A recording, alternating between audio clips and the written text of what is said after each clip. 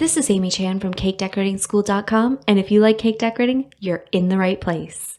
If you're interested in these products, check the links in the description.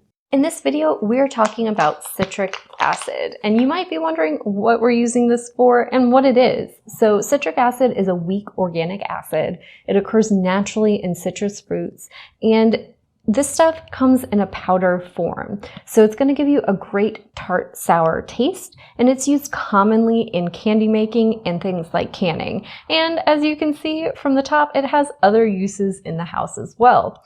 It can be mixed in with things like regular sugar to create a sour coating for your gummy candies or to even rim your cocktail glasses. And as you can see, it has a really long shelf life, right? So we're filming in 2021, so over 2 years, right? So a little bit in the pantry can give you a wide variety of uses. And if you do any candy making, baking, or canning, it's a nice thing to have on hand to give you that extra bit of sour punch when you need it. If you enjoyed this video and you'd like more about the cake decorating materials and equipment we use, or just some inspirational videos about cake decorating itself, you can follow us on Insta or YouTube at Cake Decorating School.